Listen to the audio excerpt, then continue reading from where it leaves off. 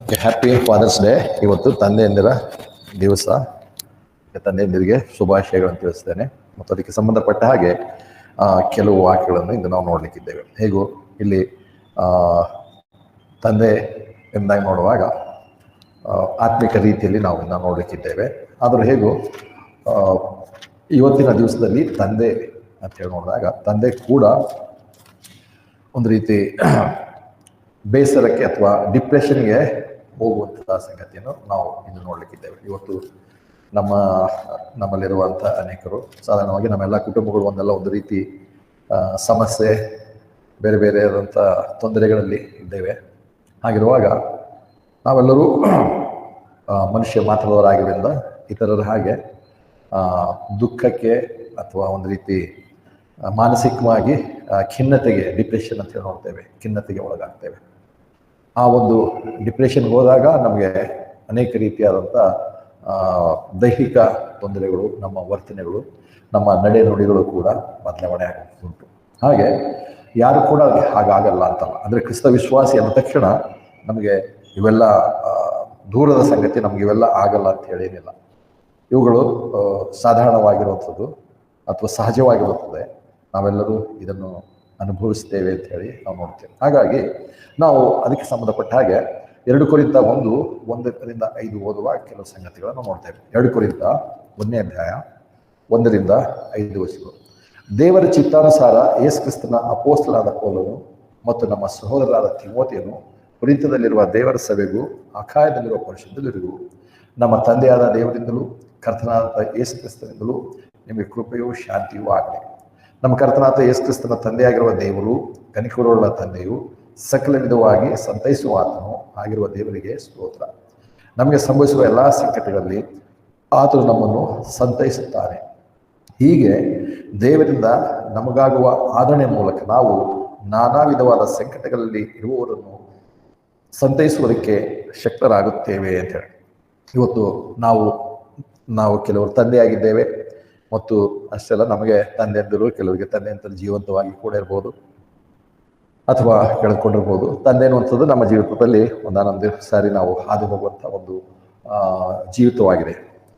ದೇವರು ಅದಕ್ಕೋಸ್ಕರವೇ ತನ್ನನ್ನು ನಾವು ನಮ್ಮ ದೇವರು ತ್ರೈಕ ದೇವರು, ತಂದೆ, ಕುಮಾರ, ಪರಿಶುದ್ಧಾತ್ಮನಾಗಿ ಆತನು 3 ವ್ಯಕ್ತಿಗಳಾಗಿ ನಮಗೆ ದೇವರ ವಾಕ್ಯವನ್ನು ತಿಳಿಯಪಡಿಸಿಕೊಂಡು ನೋಡ್ತೇವೆ. ದೇವರು ತಂದೆಯ ಬದಲಾಗಿ ಇನ್ನೇನೋ ಹೇಳ್ಬೋದಾಗಿತ್ತು, ಕುಮಾರನ ಬದಲಾಗಿ ಇನ್ನೇನೋ ಹೇಳ್ಬೋದಾಗಿತ್ತು. ಆದರೆ ಮನುಷ್ಯನಿಗೆ ಅತಿ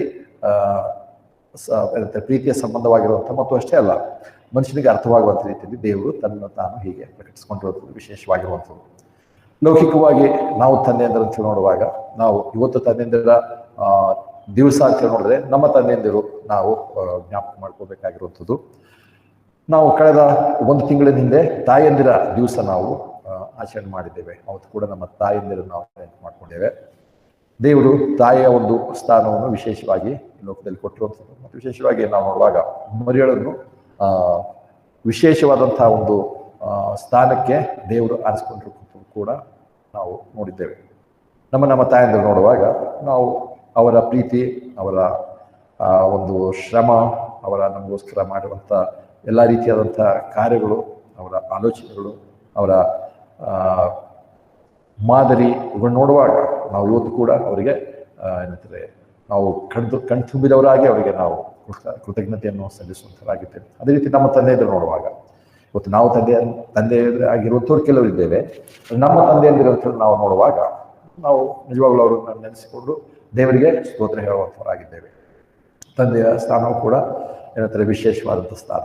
ದೇವರು ಅದನ್ನು ನಮಗೆ ಕೊಟ್ಟಿದ್ದಾರೆ ಮತ್ತು ನಮಗೆ ತಂದೆಯಂದಿರನ್ನು ದೇವರು ಕೊಟ್ಟಿದ್ದಾರೆ. ನಮ್ಮ ತಂದೆಯಂದಿರು ನಡೆದು ಬಂದಂಥ ರೀತಿಯಲ್ಲಿ ನಮ್ಮನ್ನು ಕಾಪಾಡಿ ಸಂರಕ್ಷಿಸಿ ಬೆಳೆಸಿರುವಂಥ ರೀತಿ, ಅವರ ಪ್ರೀತಿ, ಅವರ ಒಂದು ಅನ್ಯೋನ್ಯತೆ, ಅವರ ಒಂದು ಏನಂತಾರೆ ನಮ್ಮ ಬಗ್ಗೆ ಇರುವಂತಹ ಕಾಳಜಿ, ನಮ್ಮನ್ನು ನಡೆಸ್ಕೊಂಡು ಹೋಗಿರುವಂಥದ್ದು ನಮಗೆ ಮಾದರಿಯಾಗಿರುವಂಥದ್ದು ವಿಶೇಷವಾಗಿರುತ್ತೆ. ಹೌದು, ಮನುಷ್ಯರಾಗಿ ಅನೇಕರು ಬಲಹೀನರಾಗಿ ಸೋತು ಹೋಗುವಂಥದ್ದು ಉಂಟು. ಆದರೂ ಕೂಡ ತಂದೆ ಅನ್ನುವಂಥ ಸ್ಥಾನದಿಂದ ಅವರು ಆ ಸ್ಥಾನವನ್ನು ಅವರಿಂದ ಯಾರು ಕಿತ್ಕೊಳ್ಳೋದಕ್ಕೆ ಸಾಧ್ಯವಿಲ್ಲ. ತಂದೆಯು ತಂದೆಯೇ ಆಗಿರುವಂಥದ್ದು. ಆದರೆ ನಾವಿವತ್ತು ನಾವು ನೋಡುವಾಗ ಹಾಗಾಗಿ ನಮ್ಮ ತಂದೆಯಿಂದ ನೆನೆಸಿಕೊಂಡು ಅವರಿಗೆ ಏನಂತಾರೆ ಒಂದು ರೀತಿ ಗೌರವಿಸೋಣ ಮತ್ತು ಅಷ್ಟೆಲ್ಲ ಅಂಥ ತಂದೆಯಿಂದಲಿಗೋಸ್ಕರ ನಾವು ದೇವರಿಗೆ ಕೃತಜ್ಞತಾ ಸ್ತುತಿಯನ್ನು ಕೂಡ ಸಲ್ಲಿಸೋಣ. ಅದರ ಜೊತೆಯಲ್ಲಿ ಇವತ್ತು ನಾವು ನೋಡುವಂಥದ್ದು ಆ ತಂದೆಯಂದಿರು ಕೂಡ ಮತ್ತು ಇವತ್ತು ಜೊತೆಯಲ್ಲಿ ನಾವೆಲ್ಲರೂ ಇಂತಹ ಒಂದು ಏನಂತಾರೆ ಪರಿಸ್ಥಿತಿಗೆ ಒಳಗಾಗ್ತೇವೆ. ಡಿಪ್ರೆಷನ್ ಅನ್ನೋದು ಇದು ಲೋಕದಲ್ಲಿ ಅದು ಏನಂತಾರೆ ಮಾನಸಿಕವಾಗಿ ಖಿನ್ನತೆಗೆ ಒಳಪಡುವಾಗ ನಾವು ಎಷ್ಟೇ ನಮ್ಮ ಜೊತೆಯಲ್ಲಿ ಜನರಿದ್ರು ಕೂಡ ಲೋನ್ಲಿನೆಸ್ ಫೀಲ್ ಮಾಡುವಂಥದ್ದು ಒಂದು ಅದರ ಗುಣಲಕ್ಷಣ ಅಂತ ನೋಡ್ತೇವೆ. ನಮ್ಮ ಜೊತೆ ಎಷ್ಟೇ ಜನರಿದ್ರು ಕೂಡ ನಾವು ಒಬ್ಬಂಟಿಗರಾಗಿದ್ದೇವೆ, ಒಂಟಿತನದ ಒಂದು ಫೀಲಿಂಗ್ ಬರುವಂಥದ್ದು ನೋಡ್ತೇವೆ. ಅಂದ್ರೆ ಆ ರೀತಿಯಾಗಿ ಮಾನಸಿಕವಾಗಿ, ಅಂದ್ರೆ ಇದಕ್ಕೆ ಕ್ಲಿನಿಕಲ್ ಆಗಿ ಮೆಡಿಕಲಿ ಬೇರೆ ಬೇರೆ ವಿವರಣೆ ಉಂಟು, ಸೈಕಾಲಜಿಕಲಿ ಬೇರೆ ಬೇರೆ ವಿವರಣೆ ಉಂಟು. ಇದು ನಮಗೆ ಒಂದು ರೀತಿಯಲ್ಲಿ ಏನಂದ್ರೆ ನಮ್ಮ ಮೈಂಡ್ ಅಥವಾ ನಮ್ಮ ಯೋಚನೆಗೆ ಸಂಬಂಧಪಟ್ಟಿರುವಂಥ ಸಂಗತಿ ಇದಾಗಿರೋದು. ಹಾಗಾಗಿ ನಾವೆಲ್ಲರೂ ಅದರಲ್ಲಿ ಹಾದು ಹೋಗುವಂಥದ್ದು ಉಂಟು. ಮತ್ತು ಇವತ್ತು ನಾವು ನೋಡುವಾಗ ನಮ್ಮ ಸಭೆಯಲ್ಲಿ ಅನೇಕ ಕುಟುಂಬಗಳಲ್ಲಿ ನಾವು ನೋಡುವಂಥ ಪರಿಸ್ಥಿತಿ ನಾವು ನೋಡ್ತೇವೆ. ವಿಶೇಷವಾಗಿ ನಾವು ಕಳೆದ 1-2 ವಾರಗಳಲ್ಲಿ ಆಲೂರವರ ಮನೆಯ ಪರಿಸ್ಥಿತಿ ಅಥವಾ ಅವರ ಒಂದು ಸಮಸ್ಯೆ ನೋಡುವಾಗ ಇಂಥವೆಲ್ಲ ನೋಡ್ತೇವೆ. ಅವರು ಕುಟುಂಬವಾಗಿ ಸಮಸ್ಯೆಗೆ ಒಳಗಾಗಿರ್ಬೋದು, ಡಿಪ್ರೆಷನ್ಗೆ ಒಳಗಾಗಿರ್ಬೋದು. ಅನೇಕ ದಿವಸಗಳ ಹಿಂದೆ ವಾಚ್ಮೆನ್ನಿ ಬಗ್ಗೆ ನಾವು ಆ ಬಿಲ್ಡಿಂಗ್ನಲ್ಲಿರುವಾಗ ನಾವು ಸಂದೇಶ ನೋಡಿದೆವು. ವಾಚ್ಮೆನ್ನಿಗೆ ಅನೇಕರು ಬಂದು ಹೇಳಿದರು, ಆತನ ಜೈಲಲ್ಲಿರುವಾಗ ಸಣ್ಣ ವಯಸ್ಸಿನಲ್ಲಿ ಜೈಲಿನಲ್ಲಿದ್ದ ಮತ್ತು ಕೊನೆಗೆ ಅಲ್ಲೇ ಆತನ ಮಾಡ ಹೋಗ್ತಾನೆ. ಆದರೆ ಕೆಲವರು ಹೋಗಿ ಆತನಿಗೆ ಇವರು ವೇಸ್ಟೆಡ್ ಯುವರ್ ಲೈಫ್ ಅಥವಾ ವೇಸ್ಟಿಂಗ್ ಯುವರ್ ಲೈಫ್, ನಿನ್ನ ಜೀವನವೇ ವ್ಯರ್ಥವಾಗಿದೆ ಅಂತ ಹೇಳಿ. ನಾವು ಆಲೂರವರ ಜೀವಿತದಲ್ಲಿ ಕೂಡ ಅವತ್ತು ದಿವಸ ನಾವು ನೋಡಿದೆವು. ಅವರು ಬೇರೆ ನಂಬಿಕೆಯಿಂದ ಕ್ರಿಸ್ತನನ್ನು ನಂಬಿ ಕ್ರಿಸ್ತನನ್ನು ಅನುಸರಿಸುವುದಕ್ಕೋಸ್ಕರ ಬಂದರು. ಹಾಗಾದ ಮೇಲೆ ನಾವು ನೋಡ್ತೇವೆ ಅವರ ನಂಬಿಕೆ ನಿಮಿತ್ತ ಅನೇಕ ವಿಷಯಗಳನ್ನು ಏನಂತಾರೆ ಸಂಬಂಧವನ್ನು, ಅಧಿಕಾರವನ್ನು, ಐಶ್ವರ್ಯವನ್ನು, ಬೇರೆ ಬೇರೆ ರೀತಿಯಾದಂಥ ಹಕ್ಕುಗಳನ್ನು ಕೂಡ ಅವರು ತಮ್ಮ ಕುಟುಂಬದಲ್ಲಿ ಕಳ್ಕೊಂಡ್ರು. ಅದರ ನಂತರವಾಗಿ ನಾವು ನೋಡ್ತೇವೆ ಮದುವೆ ಆದಮೇಲೆ ಮಕ್ಕಳು ಕೂಡ ಇಲ್ಲದಿರುವಂಥದ್ದು ಇನ್ನೊಂದು ದುಃಖಕರವಾದ ಸಂಗತಿ. ಅಂದರೆ ಒಂದು ವೇಳೆ ಹಿಂದಕ್ಕೆ ತಿರುಗಿ ನೋಡುವಾಗ ನಾನು ಕ್ರಿಸ್ತನನ್ನು ನಂಬಿ ಏನೆಲ್ಲ ಸಂಪಾದಿಸಿದ್ದೇನೆ ಅಂದರೆ ಅಲ್ಲಿ ಶೂನ್ಯವೇ ಆಗಿರುತ್ತೆ. ಮತ್ತು ಆವಾಗ ನೋಡ್ತೇವೆ ವೇಸ್ಟ್, ಇವರ ಲೈಫ್ ಕೂಡ ವೇಸ್ಟ್ ಅನ್ನುವಂಥ ರೀತಿಯಲ್ಲಿ. ಮತ್ತು ಹೇಗೂ ಅನೇಕರು ಅವರಿಂದ ಯಾವ ಮಾದರಿ ಪಡ್ಕೋಬೇಕು ಅಂತಿಲ್ಲ, ಯಾಕಂದರೆ ಇವರೇ ಸೋತು ಹೋಗಿದ್ದಾರೆ.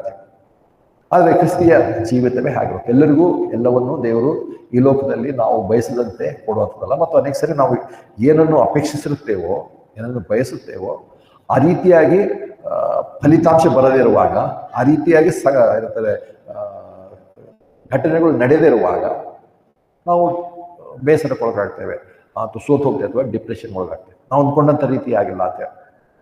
ಕೆಲವರಿಗೆ ಹಾಗೆ ಯಾವುದೇ ಪರಿಸ್ಥಿತಿಗಳು ಹಾಗೆ ಬರಲಿಕ್ಕಿಲ್ಲ. ಅವ್ರು ಅಂದ್ಕೊಂಡಂಥ ರೀತಿಯಲ್ಲಿ ಎಲ್ಲ ಏನಂತಾರೆ ವಿಷಯಗಳು ನಡೆದುಕೊಂಡು ಹೋಗುವಂಥವ್ರು ಅನೇಕರು ಉಂಟು. ಅವರ ಕುಟುಂಬಗಳು, ಅವರ ಮಕ್ಕಳು, ಮೊಮ್ಮಕ್ಕಳು ಅಥವಾ ಎಲ್ಲರೂ ಚೆನ್ನಾಗೇ ಇರ್ಬೋದು. ನಾವು ಅನೇಕ ಸರಿ ಅವ್ರು ನೋಡುವಾಗ ಅವರಿಗೆ ದೇವರ ಏನಂತಾರೆ ದೇವರ ಆಶೀರ್ವಾದ ನಮಗಿಲ್ವಲ್ಲ ಅಂತ ಹೇಳಿ ನೋಡ್ತಾರೆ. ಇದೇ ನಂಬಿಕೆ ಅಥವಾ ಈ ಮನಸ್ಸನ್ನೇ ನಾವು ಒಂದು ನೋಡ್ಲಿಕ್ಕಿದ್ದೇವೆ. ಕ್ರಿಸ್ತಿಯ ನಂಬಿಕೆ ಅಥವಾ ಕ್ರಿಸ್ತನಲ್ಲಿರುವಂಥ ಮನಸ್ಸು ನಿಮ್ಮಲ್ಲಿ ಇರಲಿ, ಮೈಂಡ್ ನಿಮ್ಮಲ್ಲಿರಲಿ. ಕರ್ತನಾಥ ಯೇಸು ಕ್ರಿಸ್ತನ ನೋಡುವಾಗ ನಾವು ತಾಯಿಯ ದಿವಸದಲ್ಲಿ ಕೂಡ ನೋಡಿದ್ದೇವೆ. ತಾಯಿಯು ಗಬ್ರಿಯಲ ದೇವದೂತನು ಬಂದು ಆಕೆಗೆ ಜನಿಸಲಿಕ್ಕಿರುವಂಥ ಮಗನ ವಿಷಯದಲ್ಲಿ ಹೇಳಿರುವಾಗ ಈಗ ಅರ್ಥ ಆಗಲಿಲ್ಲ, ಆದರೆ ಅವುಗಳನ್ನೆಲ್ಲ ಆಲೋಚಿಸ್ತಾ ಇದ್ವು ಅಂತ ಹೇಳಿ ಆಲೋಚಿಸ್ತಾ ಇದ್ಳು. ಆದರೆ ಆಕೆಯ ಆಲೋಚನೆ ಒಂದು ದಿವಸ ಅಂಥ ಒಂದು ಮಟ್ಟಕ್ಕೆ ಬಂತು. ಶಿಲುಬೆಯ ಅಡಿಯಲ್ಲಿ ನಾವು ನೋಡ್ತೇವೆ, ಯೋಸೇಫನ ಬಗ್ಗೆ ಬರೆದಿಲ್ಲ, ಅಷ್ಟೊತ್ತಿಗೆ ಆತನು ಮರಣ ಹೊಂದಿದ್ನೇನೋ ಗೊತ್ತಿಲ್ಲ. ಆದರೆ ಶಿಲುಬೆಯ ಅಡಿಯಲ್ಲಿ ಮರಿಯಳು ತನ್ನ ಮಗನನ್ನೇ ಸಾವು ಅನುಭವಿಸ್ತಿರುವಂಥದ್ದನ್ನು ಕಣ್ಣಾರೆ ಕಾಣ್ತಾ ಇದ್ದವು. ಅದರಿಂದ ಆಕೆ ಬಿಡಿಸೋದಕ್ಕೂ ಸಾಧ್ಯವಿಲ್ಲ, ಏನನ್ನೂ ಮಾಡೋದು ಸಾಧ್ಯ ಇಲ್ಲ. ಆಕೆನ ಏನಂತಾರೆ ಆಕೆ ಕರುಳು ಎಷ್ಟು ಮಟ್ಟಿಗೆ ಅಥವಾ ಹಿಂಡಿ ಹೋಗಿರ್ಬೋದು ಅಂತ ನಮಗೆ ಬರ್ತದೆ. ಯಾಕಂದರೆ ದೇವರು ಏನೆಲ್ಲ ಹೇಳಿದ ದೇವರು ಹೇಳಿರುವಂಥ ಅಲ್ಲಿ ವಾಗ್ದಾನಗಳು ನೋಡಿದರೆ ಅತಿ ಆಶ್ಚರ್ಯಕರವಾಗಿರುತ್ತೆ. ಆದರೆ ನನ್ನ ಜೀವಿತದಲ್ಲಿ ಇದೇನು ನೋಡಲಿಲ್ಲ. ಏನು ನಿನಗೆ ಏನಂತಾರೆ ಹುಟ್ಟಲಿಕ್ಕಿರುವಂಥ ಮಗನು ಪರಿಶುದ್ಧಾತ್ಮನಿಂದ ಹುಟ್ಟುವಾತನಾಗಿದ್ದಾನೆ, ಆತನ ದೇವರ ರಾಜ್ಯವು ಆತನಿಂದ ಸ್ಥಾಪನೆ ಆಗುತ್ತೆ, ಆತನಿಂದ ತನ್ನ ಜನರನ್ನು ಪಾಪಗಳಿಂದ ರಕ್ಷಿಸ್ತಾನೆ. ಇವೆಲ್ಲ ಹೇಳುವಾಗ ಸಹಜವಾಗಿ ತಂದೆ ತಾಯಿಗಳು ಮಕ್ಕಳ ಭವಿಷ್ಯತ್ತನ್ನು ಆ ರೀತಿಯಾಗಿ ಇದನ್ನು ನೋಡ್ತಾ ಇರ್ತಾರೆ. ನನ್ನ ಮಗನು ಒಂದು ದಿವಸ ಹೀಗೆ ಆಗ್ತಾನೆ ಅಥವಾ ಇಂಥದ್ದಾಗುತ್ತೆ. ನಾನು ಏನಂತಾರೆ ಅನೇಕ ಸಾರಿ ನಾವು ಆ ಒಂದು ನಿರೀಕ್ಷೆಯಲ್ಲಿ ಕಷ್ಟಪಡುವಂಥ ಕಷ್ಟಗಳು ತೊಂದರೆಗಳು ಕೂಡ ನಮಗೆ ಹಗುರವಾಗಿ ಕಾಡ್ತಾ, ಯಾಕಂದ್ರೆ ಒಂದು ದಿವಸ ನಾವು ಇದನ್ನು ಹೊಂತೇವೆ ಅಂತ. ಆದರೆ ಮರಿಯಳಿಗೆ ಆ ದಿವಸ ಕೂಡ ಮುಗಿದು ಶಿಲುಬೆಯಲ್ಲಿ ಅಂದರೆ ಆತನನ್ನು ಅಪರಾಧಿಯಂತೆ ಅಪರಾಧಿಯ ಸ್ಥಾನದಲ್ಲಿ ಆತನನ್ನು ಸಾಯಿಸಿದರು. ಅವಳು ಏನನ್ನೂ ಮಾಡೋದಕ್ಕೆ ಸಾಧ್ಯವಿಲ್ಲ ಅಂತ. ಅವಾಗ ಎಷ್ಟು ಮಟ್ಟಿಗೆ ಅವಳು ಅನುಭವಿಸಿದರು. ಇದೇ ಕ್ರಿಸ್ತಿಯ ಜೀವಿತ ಅಂತ ನೋಡ್ತೇವೆ. ತಂದೆಯಾಗಿರುವ ಆತನು ಕೂಡ ಮತ್ತೆ ವಿಶೇಷವಾಗಿ ಯೋಸೇಫರ ಬಗ್ಗೆ ನೋಡಿದ್ರೆ ಆತನು ಒಳ್ಳೆಯವನು. ಆದ್ದರಿಂದ ನೋಡ್ತೇವೆ ಆಕೆಯನ್ನು ಜನರ ಮುಂದೆ ಡೈವರ್ಸ್ ಮಾಡದೆ ಮರ್ಯಾದೆಯಿಂದ ಇಟ್ಕೊಳ್ಬೇಕಂತ ಯೋಚನೆ ಮಾಡ. ಆದರೆ ಅದನ್ನು ಬಲಪಡಿಸೋದಕ್ಕೆ ಅದೇ ಗಬ್ರಿಯೇಲ ದೇವದೂತನು ಕೂಡ ಬಂದು ಆತನನ್ನು ಬಲಪಡಿಸ್ತಾರೆ, ನೀನು ಭಯಪಡಬೇಡ ಅಂತ. ಆದರೆ ನಾವು ನೋಡ್ತೇವೆ ಆತನ ಕರ್ತಾಂತ ಯೇಸು ಕ್ರಿಸ್ತನ ಜೀವಿತದಲ್ಲಿ ಆತನ ಯಾರಿಗೂ ತಂದೆ ತಾಯಿ ಆಗಲಿ ಅಥವಾ ಇನ್ನುಳಿದವರು ಅವರು ಅಪೇಕ್ಷಿಸುವಂಥ ರೀತಿಯಲ್ಲಿ ಘಟನೆಗಳು ನೆರವೇರಲಿಲ್ಲ. ಒಂದು ದಿವಸ ಇತ್ತು, ಆತನು ಉಪವಾಸ ಏನೋ ಒಂಥರ ಊಟ ಕೇಳಿದಾಗ ಆಶ್ಚರ್ಯಕರವಾಗಿ ಕೆಲವೇ ಮೀನುಗಳಿಂದ ಕೆಲವೇ ರೊಟ್ಟಿಗಳಿಂದ ಸಾವಿರಾರು ಜನಕ್ಕೆ ಊಟವನ್ನು ಒದಗಿಸಿದನು. ಅದು ಆತನ ಹಾದು ಹೋಗುವಂಥ ದಾರಿಯಲ್ಲಿ ಯಾರೇ ಕುರುಡರು, ಕುಂಟರು ಅಥವಾ ಕುಷ್ಠರೋಗಿಗಳು ಯಾರಿದ್ರು ಕೂಡ ಸ್ವಸ್ಥವಾಗಿ ಅವರು ಆನಂದದಿಂದ ಕುಣಿತ ಅವರು ಹೋಗುವಂತೆ ಮಾಡ್ತಿದ್ರು. ಸತ್ತವರನ್ನು ಕೂಡ ಎಬ್ಬಿಸಿದನು. ಆದರೆ ಅದು ಅವನ ಜೀವಿತದಲ್ಲಿ ಬಹಳ ಸ್ವಲ್ಪವಾದ ದಿವಸವಾಗಿ ಕಾಣುತ್ತೆ. 3 ವರ್ಷ ಅಷ್ಟೇ. ಅದಕ್ಕಿಂತ ಮುಂಚಿನ ಜೀವಿತ ನಾವು ನೋಡಿಲ್ಲ. ಆತನ ತಂದೆಯ ಜೊತೆಯಲ್ಲಿ ಬಡಿಗೆಯಾಗಿ ಕೆಲಸ ಮಾಡಿರ್ಬೋದು ಅಷ್ಟೇ. ಆದರೆ ಅದು ಸ್ವಲ್ಪ ದಿವಸಕ್ಕೆ ಮುಗಿದು ಹೋಯಿತು. ಅದು ಕ್ರಿಸ್ತಿಯ ಜೀವಿತ ಅಂತ ಹೇಳುತ್ತೆ. ಅಂದ್ರೆ ಯೇಸು ಕ್ರಿಸ್ತನು ಸಹ ಕೂಡ ಹಿಂದೆ ನಾವು ಮನುಷ್ಯರಾಗಿ ನಾವು ಹಿಂದೆ ನೋಡಿದ್ರೆ ಏನನ್ನು ಸಂಪಾದಿಸಿದೆ ಲೋಕದಲ್ಲಿ ಏನೂ ಸಂಪಾದಿಸಿಲ್ಲ ಅನ್ನೋದು ನೋಡ್ತೇವೆ. ಹಾಗೆ ನಮಗೆ ನಾವು ನೋಡುವಾಗ ಒಂದು ವೇಳೆ ನಾವು ತಂದೆಯಾಗಿ ಯೋಚನೆ ಮಾಡಿದ್ರೆ ಅನೇಕ ಸರಿ ನಾವು ಹಾಗೆ ನಾವೇನೇನು ಮಾಡಬೇಕಾಗಿತ್ತೋ, ನಾವೇನೇನು ಸಂಪಾದಿಸಬೇಕಾಗಿತ್ತೋ ಅಥವಾ ನಾವು ಏನು ಗುರಿ ಮುಟ್ಟಬೇಕಾಗಿತ್ತೋ ನಾವು ಫೇಲ್ ಆಗಿದ್ದೇವಲ್ಲ ಅಂತ ನಮ್ಗೆ ಅನ್ಸ್ಬೋದಾದ್ರೆ ಅನೇಕ ಸರಿ ಮಕ್ಕಳು ತಂದೆ ತಾಯಿಗಳನ್ನು ಹಾಗೆ ಹೇಳುವಾಗ ಒಂದು ರೀತಿ ಬಹಳ ದುಃಖಕರವಾದಂಥ ಸಂಗತಿ. ನಾವು ಅಪೇಕ್ಷಿಸುವಂಥ ರೀತಿಯಲ್ಲಿ ತಂದೆ ತಾಯಿ ನಮ್ಮನ್ನು ಬೆಳೆಸಿಲ್ಲ, ನೋಡಿಲ್ಲ, ಮಾಡಿಲ್ಲ ಅಂತ ಕಂಪ್ಲೇಂಟ್ಗಳು ಕೂಡ ಅನೇಕರ ಹತ್ತಿರ ಇರೋದು. ಆದರೆ ಅವರವರು ಏನಂತಾರೆ ಸಾಮರ್ಥ್ಯಕ್ಕೆ ಅನುಗುಣವಾಗಿ ಅವರವರ ಜ್ಞಾನ ತಿಳುವಳಿಕೆಗೆ ಅನುಗುಣವಾಗಿ ಮಕ್ಕಳನ್ನು ಪ್ರೀತಿಯಿಂದ ಮುದ್ದಾಗಿ ನಾವು ಏನನ್ನು ಮಾಡಬೇಕು ಅದನ್ನೇ ಮಾಡುವಂಥದ್ದು ವಿಶೇಷವಾಗಿರುವಂಥದ್ದು. ಅದನ್ನು ನಾವು ಗೌರವಿಸಬೇಕಾಗಿರುತ್ತದೆ. ಅಂದರೆ ಅಂತಹ ಒಂದು ಏನಂತಾರೆ ಭಾವನೆಯಲ್ಲಿ ನಾವು ತಂದೆ ಅಂತ ನೋಡುವಂಥದ್ದಾಗಿದೆ. ತಂದೆ ಅಂತ ದೇವರು ಕೂಡ ತನ್ನ ಮಕ್ಕಳಿಗೆ ಇಸ್ರೇಲರನ್ನು ಬೇರೆ ಬೇರೆ ರೀತಿಯಾಗಿ ಆತನ ಕರೆದನು. ಮತ್ತು ಒಂದು ಸರಿ ನೋಡ್ತೇವೆ ಮೋಶೆಯನ್ನು ಫರೋಹನ ಹತ್ರ ಇಸ್ರೇಲನ್ನು ಗುಲಾಮಗಿರಿಯಿಂದ ಬಿಡಿಸಲು ಕಳಿಸುವಾಗ ಇಸ್ರೇಲ್ ನನ್ನ ಚೊಚ್ಚಲ ಮಗನು ಅಂತ ಹೇಳಿದ್ರು. ಚೊಚ್ಚಲ ಮಗನು ಅಂತ ಹೇಳಿ ಇಸ್ರೇಲನ್ನು ಕರೆದು ಚೊಚ್ಚಲ ಮಗನ ಅಂತ ಕರೆದಾಗ ಅನೇಕ ಸಾರಿ ಆತನ ಮಕ್ಕಳು ಆತನಿಂದ ದೂರ ಹೋಗುವಾಗ, ಅವಿಧೇಯರಾಗುವಾಗ ಕೋಪಗೊಂಡನು. ಆದರೆ ಅದೇ ಸಮಯಕ್ಕೆ ಆತನು ತನ್ನ ನೋವನ್ನು ತೋಡಿಕೊಂಡು ಅವರ ಬಗ್ಗೆ ಒಂದು ರೀತಿಯಾಗಿ ನೋವಿನಿಂದ ಮಾತನಾಡಿರುತ್ತದೆ ಅನೇಕ ಸಾರಿ. ಮತ್ತು ಅಷ್ಟೇ ಅಲ್ಲ, ಕೆಲವು ಸಾರಿ ಇಸ್ರೇಲನ್ನು ಹೆಂಡತಿ ಎಂಬುದಾಗಿ ಸಹ ಗುರುತಿಸಿದನು. ಅಲ್ಲಿ ಕೂಡ ಆತ ನೋಡ್ತೇವೆ ತನ್ನನ್ನು ಪತಿಯನ್ನು ಬಿಟ್ಟು ಹೋಗಿರ್ತದ್ದು ಅಥವಾ ಪತಿಗೆ ಸಲ್ಲತಕ್ಕಂಥ ಗೌರವ ಸಲ್ಲಿಸದೆ ಇತರ ಅನ್ಯ ದೇವರುಗಳ ಹಿಂದೆ ಹೋಗುವಾಗಲೂ ಕೂಡ ದೇವರು ಏನಂತಾರೆ ಕರಗುವಂತೆ ಆತನು ಮಾತನಾಡುವಂಥದ್ದು ಬೈಬಲ್ ಗ್ರಂಥದಲ್ಲಿ ನೋಡ್ತೇವೆ. ಅಂದ್ರೆ ಹೀಗೆ ಇದು ಒಂದು ಮನಸ್ಸಿಗೆ ನೋವಾಗುವಂಥದ್ದು ಎಲ್ಲಾ ಸಮಯಗಳಲ್ಲಿ ಅನೇಕ ಸಮಯಗಳಲ್ಲಿ ಇರುವಂಥದ್ದು ನೋಡ್ತೇವೆ. ಅಂದ್ರೆ ದೇವರು ಕೂಡ ಹಾಗೆ ಅದರಲ್ಲಿ ಹೋದ. ಇಲ್ಲಿ ಒಂದು ಪೌಲನ ಜೀವಿತಕ್ಕೆ ಬರುವಾಗ ಪೌಲನು ಅದಕ್ಕೆ ಹೇಳ್ತಾನೆ, ಇಲ್ಲಿ ಬರುವಾಗ ನಮಗೆ ಸಂಭವಿಸುವ ಎಲ್ಲಾ ಸಂಕಟಗಳಲ್ಲಿ ಆತನು ನಮ್ಮನ್ನು ಸಂತೈಸ್ತಾನೆ. ಅದನ್ನು ಇವತ್ತು ಪೌಲನಿಂದ ನಾವು ಕಲಿಯುವಂತಾಗಿದೆ. ಏನೆಲ್ಲ ಸಂಕಟ ಅಂದ್ರೆ ಕೆಲವು ಸಂಕಟ ನೋಡ್ತೇವೆ. 2 ಕೊರಿಂಥ 11ನೇ ಅಧ್ಯಾಯ 23ನೇ ವರ್ಷದಲ್ಲಿ ನೋಡ್ತೇವೆ. 2 ಕೊರಿಂಥ 11ನೇ ಅಧ್ಯಾಯ 23ರಿಂದ 28 ವಚನ ಓದುವಾಗ ಸ್ವಲ್ಪ ಸಂಗತಿಗಳು ನೋಡ್ತೇವೆ. 2 ಕೊರಿಂಥ 11ನೇ ಅಧ್ಯಾಯ 23ನೇ ವಚನದಿಂದ 28 ವಚನಗಳು. ಅವರು ಕ್ರಿಸ್ತನ ಸೇವಕರು, ನಾನು ಬುದ್ಧಿಹೀನಂತೆ ಮಾತನಾಡುತ್ತೇನೆ. ಅವರಿಗಿಂತ ನಾನು ಹೆಚ್ಚಾಗಿ ಸೇವೆ ಮಾಡುವವನಾಗಿದ್ದೇನೆ. ಹೆಚ್ಚಾಗಿ ಪ್ರಯಾಸ ಪಟ್ಟೆನು, ಮಿತಿಮೀರಿ ಪೆಟ್ಟುಗಳನ್ನು ತಿಂದನು, ಹೆಚ್ಚಾಗಿ ಸೆರೆಮನೆಗಳಲ್ಲಿ ಬಿದ್ದನು, ಅನೇಕ ಸಾರಿ ಮರಣಗಳಲ್ಲಿ ಸಿಕ್ಕಿಕೊಂಡೆನು. 5 ಸಾರಿ ಯಹೂದ್ಯರಿಂದ ನನಗೆ ಒಂದು ಕಡಿಮೆ 40 ಏಟುಗಳು ಬಿದ್ದವು. ನಾನು 3 ಸಾರಿ ಬೆತ್ತಗಳಿಂದ ಹೊಡೆಯಲ್ಪಟ್ಟೆನು. 1 ಸಾರಿ ನನ್ನ ಮೇಲೆ ಕೊಲ್ಲುವುದಕ್ಕೆ ಕಲ್ಲೆಸೆದರು. 3 ಸಾರಿ ನಾನಿದ್ದ ಹಡಗು ಒಡೆದು ಹೋಯಿತು. 1 ರಾತ್ರಿ 1 ಹಗಲು ಸಮುದ್ರದಲ್ಲಿದ್ದನು. ಎಷ್ಟೋ ಪ್ರಯಾಣಗಳನ್ನು ಮಾಡಿದೆನು. ನೀರಿನ ಅಪಾಯಗಳು, ಕಳ್ಳರ ಅಪಾಯಗಳು, ಸ್ವಂತ ಜನರಿಂದ ಅಪಾಯಗಳು, ಅನ್ಯರಿಂದ ಅಪಾಯಗಳನ್ನು, ಪಟ್ಟಣದಲ್ಲಿ ಅಪಾಯಗಳನ್ನು, ಕಾಡಿನಲ್ಲಿ ಅಪಾಯಗಳನ್ನು, ಸಮುದ್ರದಲ್ಲಿ ಅಪಾಯಗಳನ್ನು, ಸುಳ್ಳು ಸಹೋದರರಿಗೆ ಇರುವಾಗ ಅಪಾಯಗಳು ನನಗೆ ಸಂಭವಿಸಿದವು. ಪ್ರಯಾಸ ಪರಿಶ್ರಮಗಳಿಂದ ಅನೇಕ ಸಾರಿ ನಿದ್ದೆಗೆಟ್ಟು ಹಸಿವೆ ಬಾಯಾರಿಕೆಗಳನ್ನು ಅನುಭವಿಸಿ ಅನೇಕ ಸಾರಿ ಉಪವಾಸವಾಗಿಯೂ ಚಳಿಯಲ್ಲಿಯೂ ವಸ್ತ್ರವಿಲ್ಲದೆಯೂ ಇದ್ದು ಆತನನ್ನು ಸೇವಿಸಿದ್ದೇನೆ. ಇನ್ನೂ ಬೇರೆ ಹೊರಗಿನವುಗಳಲ್ಲದೆ ಎಲ್ಲ ಸಭೆಗಳ ವಿಷಯವಾದ ಚಿಂತೆಯನ್ನು ಪ್ರತಿದಿನವೂ ನಾನು ಹೊರುತ್ತಿದ್ದೇನೆ. ಅಂದರೆ ಇನ್ನೂ ಮುಂದೆ ಅನೇಕ ವಿಷಯಗಳುಂಟು. ಆದರೆ ಇಲ್ಲಿ ನೋಡ್ತೇವೆ ಪೌಲನು ಆತನ ಜೀವಿತ ಬಹಳ ದೇವರ ಸೇವಕ ಅಂದ ತಕ್ಷಣ ಬಹಳ ಚೆನ್ನಾಗಿ ಸೇವೆ. ಅಂದರೆ ಇವತ್ತಿನ ಅನೇಕ ಸೇವಕರುಗಳನ್ನು ನಾವು ನೋಡಿದ್ರೆ ಅದೇ ಅನ್ಸುತ್ತೆ. ದೇವರ ಸೇವಕರು ಅಂದರೆ ಹೀಗಿರ್ಬೇಕು. ದೇವರ ಸೇವಕರು ಅಂದ್ರೆ ಅವ್ರ ಚರ್ಚ್ ಹೀಗಿರ್ಬೇಕು, ಅವ್ರ ಹತ್ರ ಎಷ್ಟು ಗಾಡಿಗಳಿರಬೇಕು, ಅವ್ರ ಹತ್ರ ಎಷ್ಟು ಜನ ಸೇರಬೇಕು, ಇದನ್ನೇ ನಾವು ನೋಡ್ತೇವೆ. ಆದರೆ ಪೌಲನ ಜೀವಿತ ಆಗಿಲ್ಲ.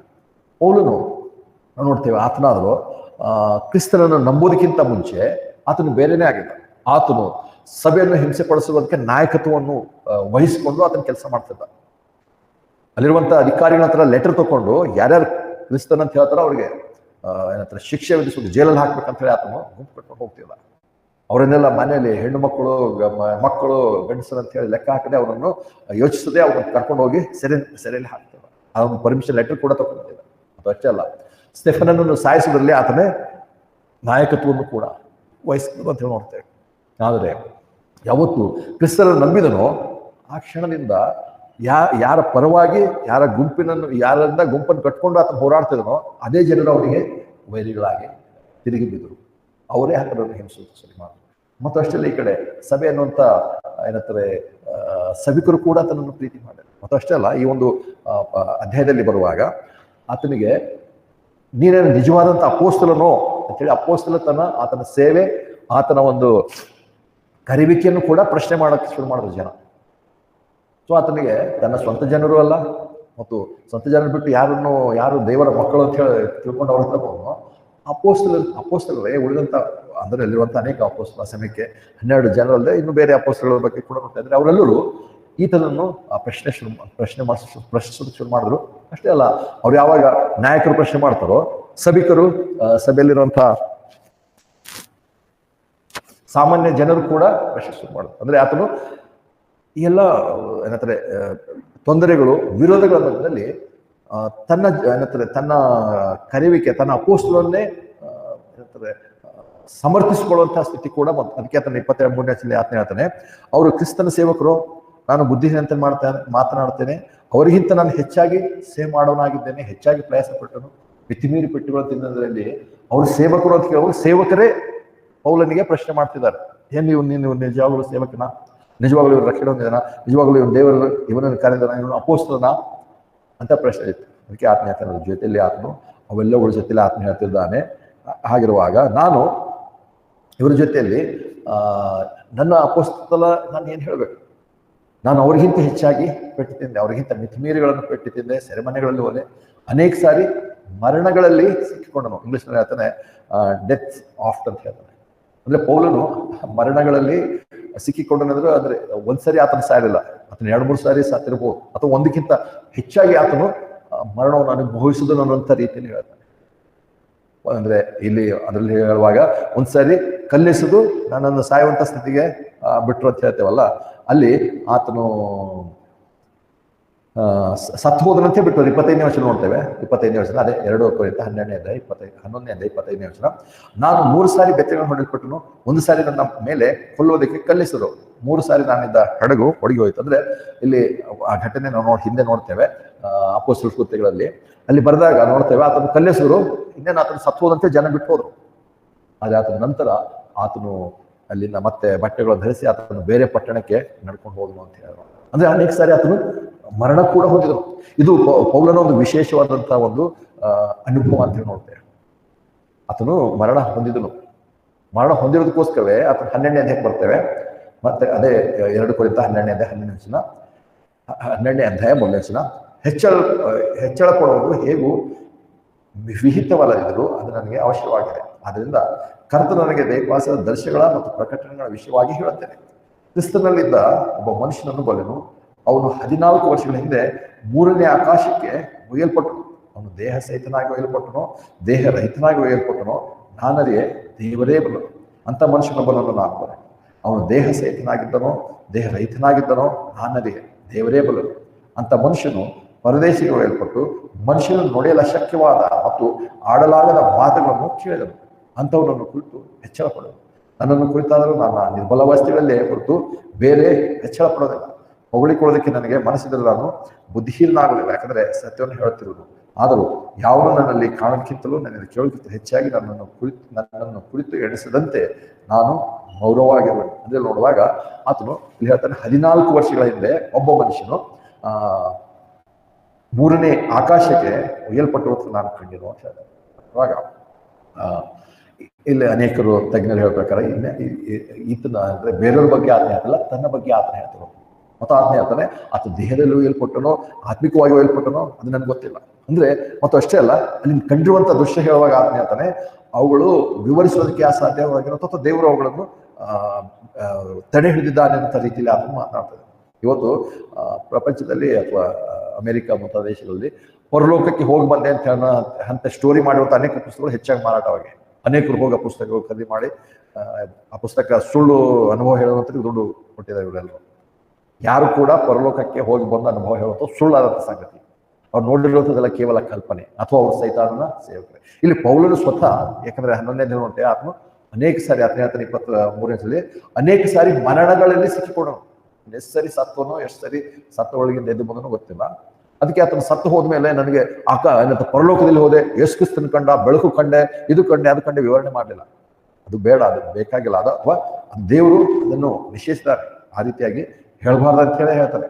ಅದಕ್ಕೆ ಇಲ್ಲಿ ಆತನು ಪ್ರತಿ ಸರಿ ಅಂತ ಹೇಳ್ತಾನೆ, 14 ವರ್ಷಗಳ ಹಿಂದೆ 12ನೇ 2ನೇ ನೋಡ್ತೇವೆ, ಕ್ರಿಸ್ತನಿಂದ ಒಬ್ಬ ಮನುಷ್ಯನನ್ನು ಬಲ್ಲೆನು, ಅವನು 14 ವರ್ಷಗಳ ಹಿಂದೆ 3ನೇ ಆಕಾಶಕ್ಕೆ ಒಯ್ಯಲ್ಪಟ್ಟರು. ಅವನು ದೇಹ ಸಹಿತನಾಗಿ ಒಯ್ಯಲ್ಪಟ್ಟನೋ ದೇವರ ರಹಿತನಾಗಿ ಒಯ್ಯಲ್ಪಟ್ಟನೋ ನಾನರಿಯೇ ದೇವರೇ ಬಲ್ಲನು. ಇಲ್ಲಿ ಆತನ ವಿವರಣೆ ಕೊಡ್ತಲ್ಲ, ನನ್ಗೆ ಆಗಿರೋಂಥ ಅನುಭವ ನಿಜ ಆಗಿತ್ತು, ನಾನು ಇದನ್ನೇ ನೋಡಿದೆ, ಪರಲೋಕದಲ್ಲಿ ಯೇಸು ಕ್ರಿಸ್ತನನ್ನು ನೋಡಿದೆ, ಪರಲೋಕದಲ್ಲಿ ಅಬ್ರಹಾಮನ್ ನೋಡಿದೆ, ಪರಲೋಕದಲ್ಲಿ ಹೀಗಿತ್ತು ಹಾಗಿತ್ತು ವಿವರಣೆ ಮಾಡಿಲ್ಲ. ಹಂಗೆ ಅಂತ ಕತೆ ಬರೆದು ಜನ ಬೈಬಲ್ ಓದಲ್ಲ, ಅದರಂತ ಕತೆ ಪುಸ್ತಕ ಓದ್ತಾರೆ. ಜನಗಳಿಗೆಲ್ಲ ಅಲ್ಲಿ ಇರ್ಬೋದು, ಎಂತ ಹೇಳ್ತಾರೆ ವೈಭವದಿಂದ ಕೂಡಿರುವಂತಹ ಪರಲೋಕದ ಆಗಿರ್ಬೋದು. ಆದರೆ ಪೌಲನಲ್ಲಿ ಹೇಳ್ತಾರೆ, ಅದು ನನ್ನದೇನು ದೇವರೇ ಬಲ್ಲನು. 3ನೇ ವರ್ಷಕ್ಕೆ ಕೂಡ ಬರುವಾಗ ಆತ ಹೇಳ್ತಾನೆ, ಅಂತ ಮನುಷ್ಯನೊಬ್ಬನು ನಾನು ಬಲ್ಲನು, ಅವನು ದೇಹ ಸಹಿತನಾಗಿದ್ದನು, ದೇವರಹಿತನಾಗಿದ್ದನು, ನಾನರೇ ದೇವರೇ ಬಲ್ಲನು. ಅಂತ ಮನುಷ್ಯನ ಪರದೇಶಿಗೆ ಒಯ್ಯಲ್ಪಟ್ಟು ಮನುಷ್ಯರು ನುಡಿಯಲ ಶಕ್ಯವಾದ ಮತ್ತು ಆಡಲಾಗದ ಮಾತುಗಳನ್ನು ಕೇಳಿದನು. ಅಂದ್ರೆ ಅಷ್ಟೇ, ಮನುಷ್ಯನ ನುಡಿಯಲ ಶಕ್ಯವಾದಂತ ಆಡಲಾಗದ ಮಾತುಗಳನ್ನು ಕೇಳಿದ್ರು, ಮತ್ತು ನಾನು ಕೂಡ ಅದನ್ನು ಹೇಳಲ್ಲ ಅಂತ ಸಂಗತಿ ಇದೆ ಅಂತ ಹೇಳಿ. ಅಂದ್ರೆ ಜನ ಇಂಥ ಸುಳ್ಳು ಅನುಭವಕ್ಕೆ ನಂಬ್ತಾರೆ ಮತ್ತು ಅದನ್ನು ಅಪೇಕ್ಷೆ ಮಾಡ್ತಾ ಇರ್ತಾರೆ.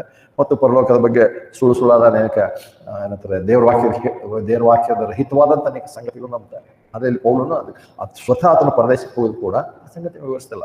ದೇವರು ಅಷ್ಟಕ್ಕೆ ಮಾಡ ಅಷ್ಟೇ ನೀನು ಅನುಭವಿಸಿದೆ, ಅದನ್ನು ವಿವರವಾಗಿ ಅದರ ವಿವರಣೆ ನೀನು ಕೊಡೋದು ಬೇಡ. ಯಾಕಂದ್ರೆ ಅಲ್ಲಿ ಹೇಳ್ತಾನೆ, ಅದು ದೈಹಿಕವಾಗಿ ಹೋಗಿದ್ದೇನೋ ಆತ್ಮಿಕವಾಗಿ ಹೋಗಿದ್ದೇನೋ ಇದು ಅದನ್ನು ಒಂದು ಹೇಳಿದ್ರೆ ಇದ್ರ ಮೇಲೆ ಒಂದು ಡಾಕ್ಟರ್ ಶುರು ಆಗೋದು, ಸತ್ತ ಮೇಲೆ ಹೀಗೆ ಆಗೋದು, ಹೀಗೆ ಆಗುತ್ತೆ, ಹಾಗಾಗುತ್ತೆ ಬೇಡ. ಯಾಕಂದ್ರೆ ಒಂದು ಕಡೆ ಕರ್ತನಾದ ಯೇಸು ಕ್ರಿಸ್ತನು ಲೂಕನ ಸುವಾರ್ತೆಯಲ್ಲಿ ಹೇಳಿದ್ದಾನೆ, ಐಶ್ವರ್ಯವಂತನ ಬಗ್ಗೆ ಮತ್ತು ಲಾಜರನ ಭಿಕ್ಷುಕನಾದ ಲಾಜರನ ಬಗ್ಗೆ ಹೇಳಿದ್ದಾನೆ. ಅಷ್ಟು ಸಾಕು ನಮಗೆ. ಇಲ್ಲಿ ಮತ್ತೆ ಪೌಲನು ಹೊಸದಾಗಿ ಆತನ ವಿವರಿಸಬೇಕಾಗಿಲ್ಲ. ಅಂದ್ರೆ ಪೌಲನು ಇಂಥವನ್ನು ಕೂಡ ಅನುಭವಿಸಿದ. ಅದ್ರ ಜೊತೆಯಲ್ಲಿ ಆತನ ಹೇಳ್ತಾನೆ, 11ನೇ ಅಧ್ಯಾಯದಲ್ಲಿ ನೋಡ್ತೇವೆ, ಆತನು ಪೆಟ್ಟುಗಳನ್ನು ತಿಂದನು, ಕಲ್ಲೆಸೆದರು, ಎಲ್ಲ ಆಯ್ತು.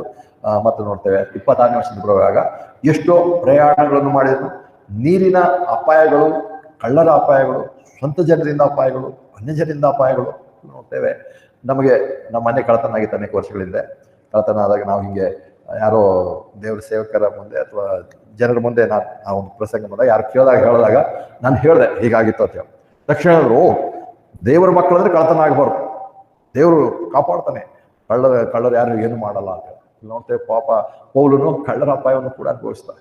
ಜನರಿಗೆ ಏನು ಆಗಲ್ಲ, ಅವರು ಯಾರ್ಯಾರು ಜನರು ಯಾವ ಕಷ್ಟ ತೊಂದರೆಗಳು ಅನುಭವಿಸಲ್ಲ, ಅವರು ತಮ್ಮದೇ ಜೀವಿತ ಮಾದರಿ ಅಂತ ತಿಳ್ಕೊಳ್ತಾರೆ. ಬೇರೆಯವ್ರ ಜೀವಿತದಲ್ಲಿ ಹಾಗಾಗಲ್ಲ. ದೇವರಂದ್ರೆ ಹೀಗೆ ಕಾಪಾಡ್ತಾನೆ, ದೇವರಂದ್ರೆ ಹೀಗೆ ಆಶೀರ್ವದಿಸ್ತಾನೆ, ನೋಡು ನಮ್ಗೆ ಎಂತ ಆಶೀರ್ವಾದದಲ್ಲಿದ್ದೇವೆ, ನಿಮ್ಗೆ ಯಾಕಿಲ್ಲ, ದೇವ್ರು ನಿಮ್ ಜೊತೆ ಇಲ್ಲ ಅಥವಾ ದೇವ್ರ ಆಶೀರ್ವಾದ ಇಲ್ಲ, ದೇವ್ರ ಆಶೀರ್ವಾದ ನಿಮ್ಗೆ ಹೇಳ್ತಾರೆ ಏನೋ ತಪ್ಪಿದೆ, ನೀವೇನೋ ಪಾಪ ಮಾಡ್ತಾ ಇದ್ದೀರಾ, ಹೀಗೆಲ್ಲ ಜನ ಹೇಳ್ತಾರೆ.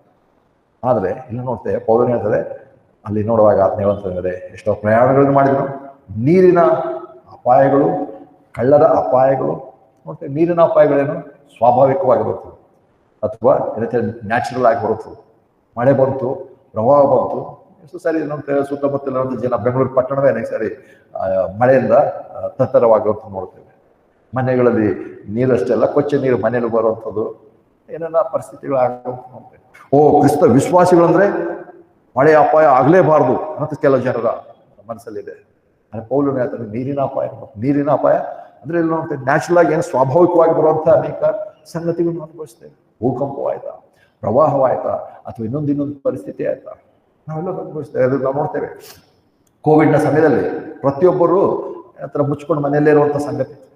ಪ್ರತಿಯೊಬ್ಬರು ಇವತ್ತು ಕೂಡ ಮತ್ತೆ ತಲೆತ್ತು ಸ್ವಸ್ಥ ಮಾಡ್ತಾ ಅಂತ ಪಾಶಗಳು ಹೇಳ್ತಾರಲ್ಲ, ಅವತ್ತು ಅವನು ಬಾಯಿ ಮುಚ್ಕೊಂಡು ಮನೇಲೇ ಇದ್ದ. ಯಾರು ಮನೆಗೆ ಹೋಗಿ ಪ್ರಾರ್ಥನೆ ಮಾಡಲ್ಲ, ಯಾರಿಗೂ ಸ್ವಸ್ಥಪಡಿಸಿಲ್ಲ ಅವತ್ತು. ಆದ್ರೆ ಜನ ತಿರ್ಗಾ ಅವರಿಂದನೇ ಹೋಗ್ತಾರೆ, ಅದು ಬೇರೆ ವಿಷಯ. ಆದ್ರೆ ನೋಡ್ತೇವೆ ಎಲ್ಲ ಸಂಗತಿಗಳು ಸ್ವಾಭಾವಿಕವಾಗಿ ಬರುತ್ತದೆ ಕೂಡ ಅನುಭವಿಸ್ತಾರೆ. ಮುಂದೆ ಅದನ್ನೇ ಹೇಳ್ತಾನೆ, ಕಳ್ಳರ ಅಪಾಯಗಳು ಅಷ್ಟೇ ಅಲ್ಲ, ಸ್ವಂತ ಜನರಿಂದ ಅಪಾಯಗಳು, ಅನ್ಯ ಜನರಿಂದ ಅಪಾಯಗಳು, ಪಟ್ಟಣದಲ್ಲಿ ಅಪಾಯಗಳು, ಕಾಡಿನಲ್ಲಿ ಅಪಾಯಗಳು, ಸಮುದ್ರದಲ್ಲಿ ಅಪಾಯಗಳು, ಸುಳ್ಳು ಸಹೋದರೊಳಗಿರುವಾಗ ಅಪಾಯಗಳು ನನಗೆ ಸಂಭವಿಸಲು ನೋಡ್ತೇವೆ. ಸುಳ್ಳು ಸಹೋದರರು ಕೂಡ ಅವ್ರ ಜೊತೆಯಲ್ಲಿ ಇದ್ಕೊಂಡು ದೇವರ ಸೇವಕರನ್ನಾಗೆ ಆತನ ಮುಂದೆ ತೋರಿಸ್ಕೊಂಡು ಅವ್ರು ಸುಳ್ಳು ಸಹೋದರಾಗಿದ್ರು. ಅಥವಾ ಅಷ್ಟೇ ಅಲ್ಲ, ಪೌಲ ಜೀವಿತದಲ್ಲಿ ಎಂತೆಂಥ ಕಾರ್ಯಗಳಾಗಿತ್ತು ಅಂದ್ರೆ ದೇವರು ಆತನನ್ನು ಆರಿಸಿಕೊಂಡು 13 ಪತ್ರಗಳನ್ನು ಸಭೆಗೆ ದೇವರು ಒದಗಿಸಿಕೊಟ್ಟಿದ್ದಾರೆ. ಇಂದಿನ ಸಭೆಗೆ ಆ 13 ಪತ್ರಿಕೆಗಳೇ ನಮ್ಗೆ ಡಾಕ್ಟರ್ಗಳಾಗಿರೋ ಬೋಧನೆ. ಇವತ್ತೇನಾದ್ರೂ ಕೃಪೆ ಕಾಲದಲ್ಲಿ ಕ್ರಿಸ್ತ ವಿಶ್ವಾಸಿಗಳು ಅನುಸರಿಸಬೇಕಾದಂಥ ಮಾದರಿ ಬೋಧನೆ ಪೌಲನ ಪತ್ರಿಕೆಯಲ್ಲಿ ಮಾತ್ರವೇ ಸಿಕ್ಕುತ್ತದೆ. ಆದರೆ ಸೈತಾನ್ ಏನ್ ಮಾಡ್ದ, ಅಥವಾ ಈ ಸುಳ್ಳು ಸೋರು ನೋಡುವಾಗ ಅಂದಿನ ಕಾಲಕ್ಕೆ ನಕಲಿ ಪತ್ರಿಕೆಗಳನ್ನು ಕೂಡ ಹೊರಿಸಿದ್ರು. ಪೌಲನ ಹೆಸರಿನಲ್ಲಿ ಸುಳ್ಳು ಸಂದೇಶ ಬರೆಯೋದಕ್ಕೆ ಶುರು ಮಾಡಿದ್ರು. ಅದನ್ನು ನಾವು ಇನ್ನು ಮುಂದಿನ ದಿವಸಗಳು ನೋಡ್ತೇವೆ. ಆತನು ಅದಕ್ಕೆ ಹೇಗೆ ಆತನು ನಕಲಿ ಪತ್ರಗಳನ್ನು ನೀವು ತಿಳ್ಕೊಳ್ಬೇಕು ಅಂತ ಹೇಳಿ ಎಚ್ಚರಿಸಿ ಕೊಟ್ಟಿರೋದು ನೋಡ್ತೇವೆ. ಅಂದ್ರೆ ಸೈತಾನನು ಅಂದೇ ನಕಲು ಮಾಡೋದು ಶುರು ಮಾಡ್ದ, ಫೇಕ್ ಅಥವಾ ಫೋರ್ಜರಿ ಅಂತ ನೋಡ್ತೇವಲ್ಲ, ಆ ರೀತಿಯಾಗಿ ಅದಕ್ಕೆ ಕೊನೆಗೆ ನೋಡ್ತೇವೆ ಆತನು ಅಂತೆಲ್ಲ ಪರಿಸ್ಥಿತಿಗಳನ್ನು ಅನುಭವಿಸಿದ. ದೇವರ ವಾಕ್ಯ ಏನಿದೆ ಅಂತ ಆತನ ಹೇಳಿದ್ರೆ ಸುಳ್ಳನ್ನು ಬಿತ್ತರಿಸು.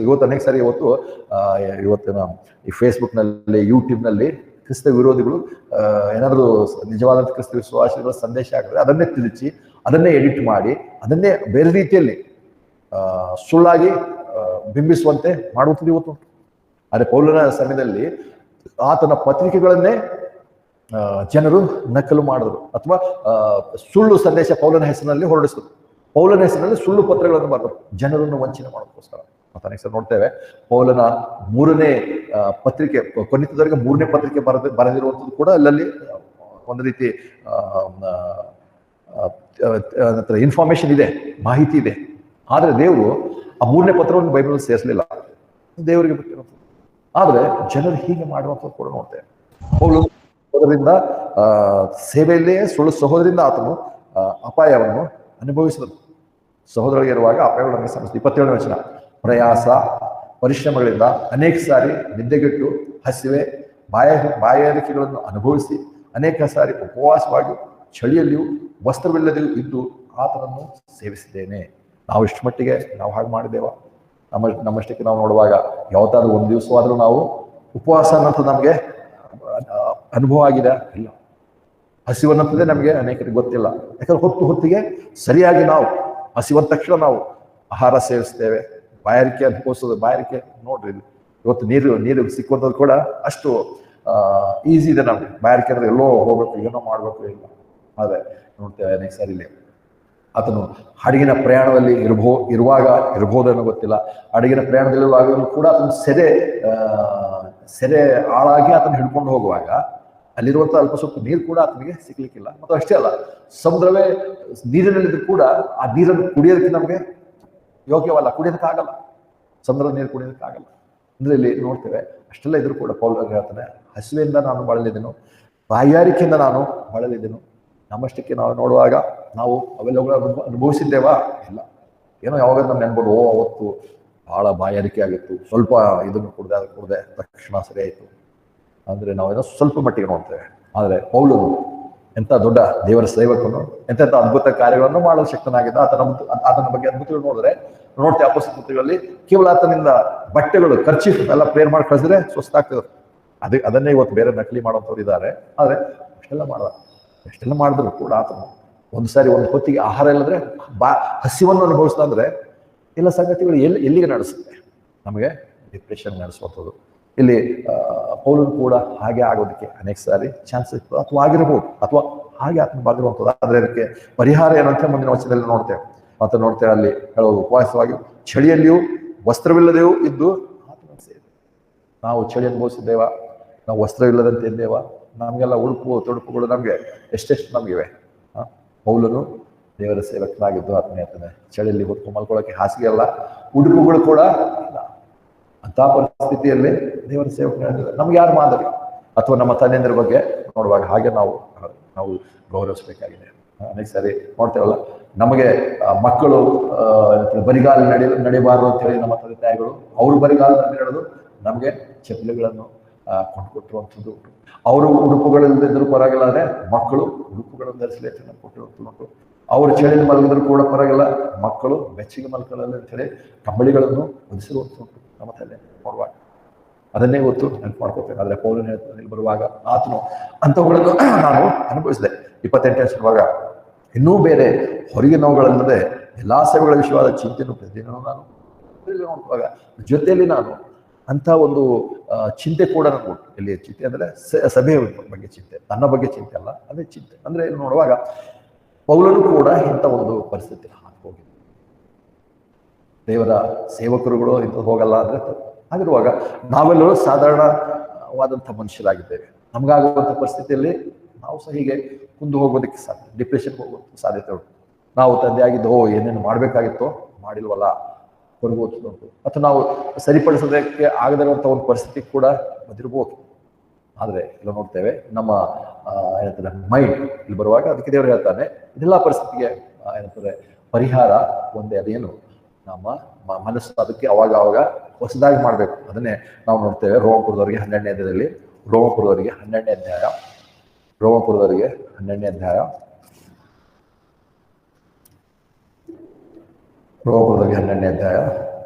1-2 ನೋಡ್ತೇವೆ. ಆದ್ದರಿಂದ ಸಹೋದರರೇ, ನೀವು ನಿಮ್ಮ ದೇಹಗಳನ್ನು ಪರಿಶುದ್ಧವೂ ದೇವರಿಗೆ ಮೆಚ್ಚುಗೆಯೂ ಆಗಿರುವ ಸಜೀವವಾಗಿ ಸಮರ್ಪಿಸಬೇಕೆಂದು ದೇವರ ಕಣ್ಣಿಂದ ನಾನು ನಿಮ್ಮನ್ನು ಬೇಡಿಕೊಳ್ಳುತ್ತೇನೆ.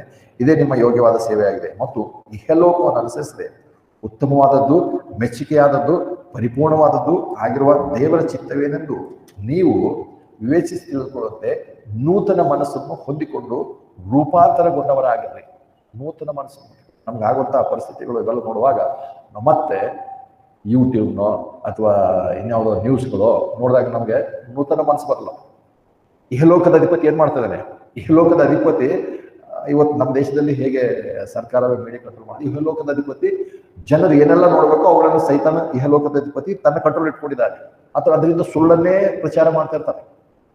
ನಮ್ಗೆ ಇಷ್ಟೆಲ್ಲ ಪ್ರಾಬ್ಲಮ್ ಇದೆಲ್ಲ, ಏನು ಒಂದು ವಿಡಿಯೋ ನೋಡೋಣ ಅಥವಾ ಒಂದು ನ್ಯೂಸ್ ನೋಡೋಣ ಅಂದ್ರೆ ಅಲ್ಲಿ ಸೈತಾನ ನಮಗೆ ಆಧರಿಸುವಂತ ಮಾತುಗಳಲ್ಲ. ಅದಕ್ಕೆ ನಾವು ನೋಡ್ತೇವೆ, ಏನನ್ನು ನೋಡ್ತೇವೆ, ಏನು ಕೇಳಬೇಕು ನೋಡಿದಾಗ ನೂತನ ಮನಸ್ಸು ಬರುತ್ತೆ. ನಾವು ನೋಡ್ಬೇಕು ನೂತನ ಮನಸ್ಸು ಎಲ್ಲಿಂದ ಬರ್ತದೆ? ದೇವರ ವಾಕ್ಯದಿಂದಲೇ ನಮಗೆ ನೂತನ ಮನಸ್ಸು ಬರುತ್ತೆ. ನ್ಯೂಸ್ಗಳು ಅಥವಾ ಬೇರೆ ಬೇರೆ ಸಂಗತಿಗಳು ಅಥವಾ ವಿಶೇಷವಾಗಿ ಗೊತ್ತು ಏನಂತಾರೆ WhatsApp message, YouTube message, Facebook ಮೆಸೇಜ್ಗಳು ಇವೆಲ್ಲ ಸೈತಾನ ತನ್ನ ಕಂಟ್ರೋಲ್ ಇಟ್ಕೊಂಡು ಹೆಚ್ಚಿನ ಪಾಲು ಫೇಕ್ ಎಲ್ಲ ಬರುತ್ತೆ. ನಾವು ಅವುಗಳನ್ನು ಕೇಳಿದಾಗ ಅವ್ರನ್ನ ನೋಡಿದಾಗ ನಮ್ಮ ಮನಸ್ಸು ಇನ್ನೂ ಡಿಪ್ರೆಷನ್ ಹೋಗುತ್ತೆ, ಇನ್ನೂ ದೇವರಿಂದ ದೂರ ಹೋಗೋದು ಸಾಧ್ಯ. ನನಗೆ ಸಾರಿ ಕ್ರಿಸ್ತನ ಸೇವಕರು ಕೇಳ್ಕೊಳ್ಳೋದು ಕೂಡ ಮಾಡ್ಬೋದು. ಯೋಬನ ಜೀವಿತದಲ್ಲಿ ನೋಡ್ತೇವಲ್ಲ, 3 ಸ್ನೇಹಿತರು ಬಂದು ಆತನನ್ನು ಸಂತೈಸಲಿಲ್ಲ. ಬದಲಾಗಿ ಆತನ ಮೇಲೆ ಆತನ ಇನ್ನೂ ಡಿಪ್ರೆಷನ್ಗೆ ಹೋಗ್ಬೇಕು, ದುಃಖ ಪಡಬೇಕು. ನೀನು ತಪ್ಪಿಗಸ್ತು, ನೀನೇನೋ ಮಾಡಿದೆ, ದೇವ್ರು ಭಾಳ ಒಳ್ಳೆಯವನೇ, ಆದರೆ ನೀಗೇನು ತಪ್ಪು ಮಾಡಲಾದ್ರೆ ಯಾಕಿಂತ ಶಿಕ್ಷೆ ಅನುಭವಿಸ್ತಿ, ಅವನನ್ನು ಇನ್ನೂ ಬೇಜಾರು ಮಾಡುತ್ತೆ. ಇದು ಜೀವಿತ, ಇದು ಏನಂತಾರೆ ಜೀವಿತ, ಅದರಲ್ಲಿ ವಿಶೇಷವಾಗಿ ಕ್ರಿಸ್ತ ಜೀವಿತ. ಅದಕ್ಕೆ ಮನಸ್ಸು ನಾವು ಪರಿಸ್ಥಿತಿ ಚೇಂಜ್ ಮಾಡೋಕ್ಕಾಗಲ್ಲ, ಆದರೆ ನಮ್ಮ ಮನಸ್ಸು ನಾವು ಚೇಂಜ್ ಮಾಡಬೇಕಾಗಿದೆ. ಇಂಥ ವಿಷಯಗಳಲ್ಲಿ ಇರುವಂಥದ್ದನ್ನು ನಾವು ಏನಂತಾರೆ ಇರುವಂಥ ಪರಿಸ್ಥಿತಿಯನ್ನು ನಾವು ಅರ್ಥ ಮಾಡ್ಕೊ, ಹೌದು ಇವಾಗ ಇದೇ ಪರಿಸ್ಥಿತಿ, ಈ ಪರಿಸ್ಥಿತಿಯನ್ನು ನಾನು ಏನಂತಾರೆ ಪರಿಸ್ಥಿತಿಗೆ ನಾನು ಹೊಂದ್ಕೊಂಡು ಹೋಗ್ಬೇಕಾಗಿದೆ. ಈ ಪರಿಸ್ಥಿತಿ ನಾನು ಅರ್ಥ ಮಾಡ್ಕೊಂಡು ನನ್ನ ಮನಸ್ಸು ನಾನು ನನ್ನಿಂದ ಏನನ್ನೂ ಮಾಡೋಕ್ಕೆ ಸಾಧ್ಯ ಇಲ್ಲದಿರುವಾಗ ಆ ಪರಿಸ್ಥಿತಿಯನ್ನು ನಾನು ಎದುರಿಸಿ ಹೋಗ್ಬೇಕಾಗಿದೆ, ಹೊಂದ್ಕೊಂಡು ಹೋಗ್ಬೇಕಾಗಿದೆ. ನನ್ನ ಮನಸ್ಸು ನಾವು ಪರಿಸ್ಥಿತಿ ಚೇಂಜ್ ಮಾಡಲಾದ್ರೆ ಮನಸ್ಸನ್ನು ಚೇಂಜ್ ಮಾಡುವಾಗ ನಾವು ಹೇಗೆ ಹೋಗೋದು ಸಾಧ್ಯವಾಗುತ್ತೆ? ಯಾಕಂದರೆ ಯಾವಾಗ ನಾವು ಆ ಮನಸ್ಸನ್ನು ಚೇಂಜ್ ಮಾಡೋಲ್ವೋ, ಮನಸ್ಸು ಚೇಂಜ್ ಮಾಡಲಾರದೆ ಇರುವಾಗಲೇ ನಾವಿನ್ನೂ ಬೇರೆ ಬೇರೆಯಾದಂಥ ತೀರ್ಮಾನಗಳಿಗೆ, ಬೇರೆ ಬೇರೆಯಾದಂಥ ಆಲೋಚನೆಗಳಿಗೆ ನಾವು ಬರ್ತೇವೆ. ನಾವು ಯಾವುದು ಸಮಾಧಾನದಿಂದ ಕೂಡಿದವರಾಗಿದ್ದಾಗ, ನಂಬಿಕೆಯಲ್ಲಿರುವಾಗ ನಮ್ಮ ಆಲೋಚನೆಗಳೇ ಬೇರೆ. ಹೇಳ್ತಾರೆ. ಯಾವಾಗ ನಂಬಿಕೆಯನ್ನು ದೂರ ಹೋಗಿದ್ದೇವೋ ನಾವು ಏನಂತಾರೆ ಅಸಮಾಧಾನ ಶಾಂತಿಯಿಂದ ಕೂಡಿರ್ತೇವೆ. ಆ ಕೋಪ ಮೊದಲನೇದಾಗಿ ನಮ್ಮಲ್ಲಿ ಕಾಣಿಸ್ಕೊಳ್ಳುತ್ತೆ ಮತ್ತು ಅದು ಎಲ್ಲ ರೀತಿಯಾದಂಥ ತಪ್ಪು ಆಲೋಚನೆಗಳಿಗೆ ನಮ್ಮನ್ನು ನಡೆಸುತ್ತೆ. ಅದಕ್ಕೆ ಮತ್ತೆ ನಾವು ಆ ಪರಿಸ್ಥಿತಿಗಳನ್ನು ಜನರನ್ನು ನಾವು ಚೇಂಜ್ ಮಾಡೋಲ್ಲ, ನಮ್ಮ ಮನಸ್ಸು ನಾವು ಚೇಂಜ್ ಮಾಡಿದ್ರೆ ನೂತನ ಮನಸ್ಸು ಬರೋದಕ್ಕೆ. ಮತ್ತೆ ಎರಡನೇದಾಗಿ ನೋಡುವಾಗ ಪೌಲನು ಹೇಳ್ತಾನೆ ಏನಂದ್ರೆ 2 ಕೊರಿಂಥ 1ನೇ ಅಧ್ಯಾಯ ನಾವು ಅವಳೇ ನೋಡಿದ್ದೇವೆ. 2 ಕೊರಿಂಥ 1ನೇ ಅಧ್ಯಾಯ ಇದು ಪೌಲನು ಬರೆದಿರುವಂತ ಬಹಳ ಒಂದು ಪರ್ಸನಲ್ ಆದಂಥ ಲೆಟರ್ ಅಂತ ಹೇಳಿ ನೋಡ್ತೇವೆ. ಈ ಒಂದು ಪತ್ರಿಕೆ ಅಪೊಸ್ತಲರ ಕೃತ್ಯ 20ನೇ ಅಧ್ಯಾಯದ ಅಪೊಸ್ತಲರ ಕೃತ್ಯದ 20ನೇ ಅಧ್ಯಾಯದ ಸಮಯದಲ್ಲಿ 2ನೇ ಕೊರಿಂಥ ಪತ್ರಿಕೆ ಬರೆದಿರುವಂಥದ್ದು ನಾವು ನೋಡ್ತೇವೆ ಆ ಸಮಯದಲ್ಲಿ. ಯಾಕಂದ್ರೆ ಅಪೊಸ್ತಲರ ಕೃತ್ಯ ಅಭ್ಯಾಸ ಮಾಡುವಾಗ ಅಲ್ಲಿ ಪೌಲನು ಬರೆದಂಥ ಅನೇಕ ಪತ್ರಿಕೆ, ಎಲ್ಲ ಪತ್ರಿಕೆ ಅಲ್ಲ, ಅದ್ರ ನಂತರ ಕೂಡ ಬರೆದಿದ್ದಾನೆ. ಯಾರ್ಯಾರು ಯಾವ ಪತ್ರಿಕೆಗಳನ್ನು ಬರೆದರು ಅವೆಲ್ಲ ಅಲ್ಲಿ ಇರುವಂಥ ಸಂಗತಿಯನ್ನು ನೋಡ್ತೇವೆ. ಪೌಲನು 2 ಕೊರಿಂಥ ಅಲ್ಲಿ ಬರೆದಿರುವಂಥ ಮತ್ತು ಇದು ಬಹಳ ಪರ್ಸನಲ್ ಆಗಿ ಆತ ತನ್ನಲ್ಲಿರುವಂಥ ಮನಸ್ಸಿನಲ್ಲಿ ಅಥವಾ ನೋವು, ತನ್ನಲ್ಲಿರುವಂಥ ಎಲ್ಲಾ ವಿಷಯಗಳನ್ನು ವೈಯಕ್ತಿಕವಾಗಿ ಆತನು ಜನರ ಮುಂದೆ ಹಂಚಿಕೊಂಡು ವೈಯಕ್ತಿಕ ಜನರು ಅದನ್ನು ಅರ್ಥ ಮಾಡಿಕೊಳ್ಳೋ ರೀತಿಯಲ್ಲಿ ಬಂದನು. ಅದಕ್ಕೆ ಹಾಗೆ ಬರೆದಾಗ ಆತನು ಒಂದೇ ಸಂಗತಿ ಒಂದು ಇಂಥೆಲ್ಲಾ ಪರಿಸ್ಥಿತಿಗಳನ್ನು ಬದಲಾಯಿಸಲು ಸಾಧ್ಯವಿಲ್ಲ. ಆದರೆ ನಾವು ಮನಸ್ಸನ್ನು ಚೇಂಜ್ ಮಾಡಬೇಕು. ಮನಸ್ಸು ಚೇಂಜ್ ದೇವರ ವಾಕ್ಯ ನೂತನ ಮನಸ್ಸು ಹೋಗ್ಬೇಕು. ದೇವರ ವಾಕ್ಯ ಓದುವಾಗ ನನಗೆ ಅದೇ ಪರಿಸ್ಥಿತಿ ಬಗ್ಗೆ ನೂತನ ಮನಸ್ಸು ದೇವರು ಕೊಡ್ತಾನೆ. ಮತ್ತು ಒಂದು ಎರಡನೇ ನೋಡುವಾಗ ನೋಡ್ತೇವೆ 2 ಕೊರಿಂಥ 1ನೇ ಅಧ್ಯಾಯ 4ನೇ ವಚನಕ್ಕೆ ಬರ್ತೇವೆ ಮತ್ತು 3ನೇ ವಚನ ನೋಡೋಣ. 2 ಕೊರಿಂಥ 1ನೇ ಅಧ್ಯಾಯ 3ನೇ ವಚನ.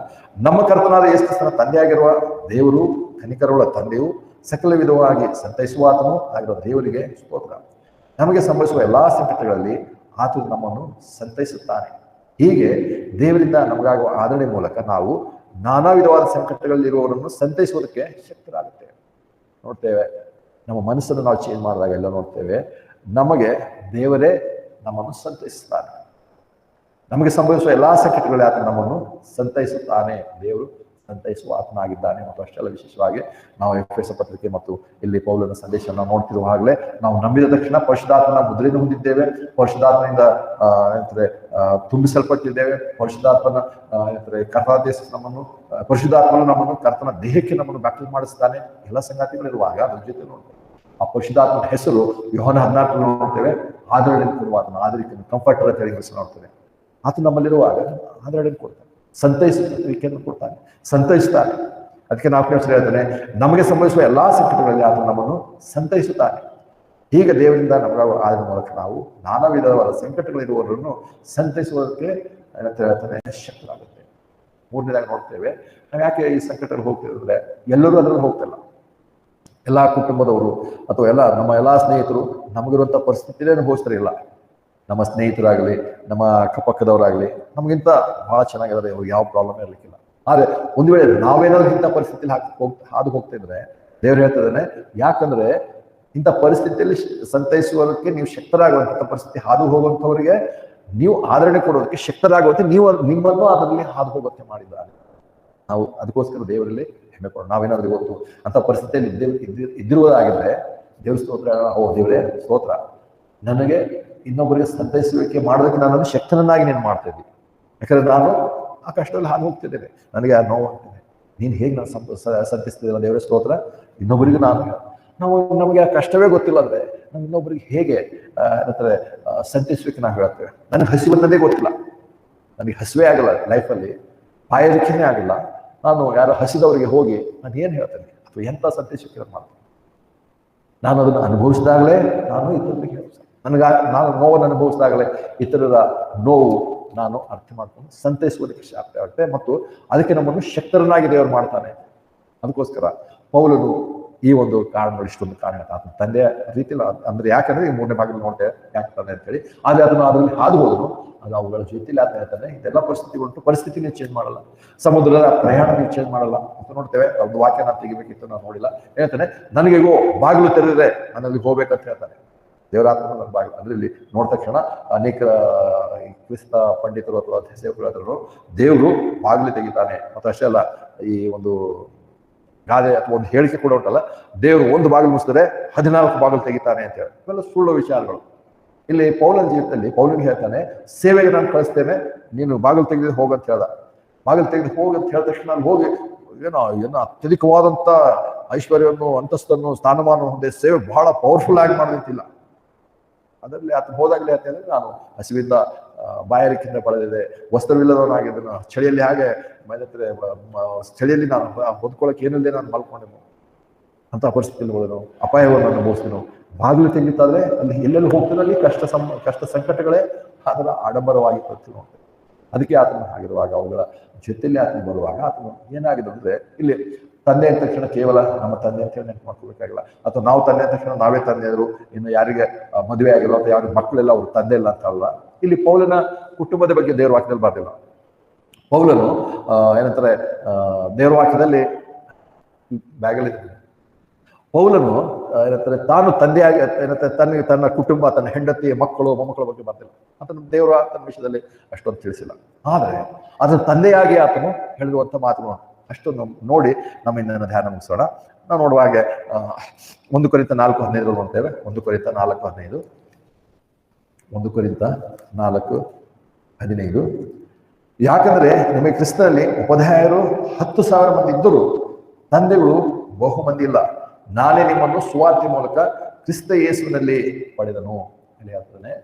ಆತನ ಕುಟುಂಬದ ಬಗ್ಗೆ ಹೇಳಿಲ್ಲ. ನನಗೆ ಯಾರು ಮಕ್ಕಳಿದ್ದಾರೆ, ನನಗೆ ಒಬ್ಬ ಗಂಡು ಮಗ ಇದ್ದಾನೆ, ಒಬ್ಬ ಹೆಣ್ಣು ಮಗಳಿದ್ದಾಳೆ, ಅವಳೆಲ್ಲ MBBS ಓದ್ತಾಳೆ, ಒಬ್ಬರು ಫಾರಿನ್ ಸೆಟ್ಲ್ ಆಗಿದ್ದಾರೆ, ಇವತ್ತೆಲ್ಲರೂ ಹೇಳೋದು ಅದೇ ಹೇಳಿದ್ರೆ ಹೆಮ್ಮೆ. ಅಂದ್ರೆ ಇಲ್ಲಿ ಪೌಲ ತನ್ನ ಕುಟುಂಬದ ಬಗ್ಗೆ ಹೇಳಿಲ್ಲ. ಅದೇ ಆತನೇ ಹೇಳ್ತಾನೆ, ನಿಮ್ಮ 10,000 ಉಪಾಧ್ಯಾಯರಿರಬಹುದು, ಆದರೆ ತಂದೆಗಳು ಬಹುಮಂದಿ ಇಲ್ಲ.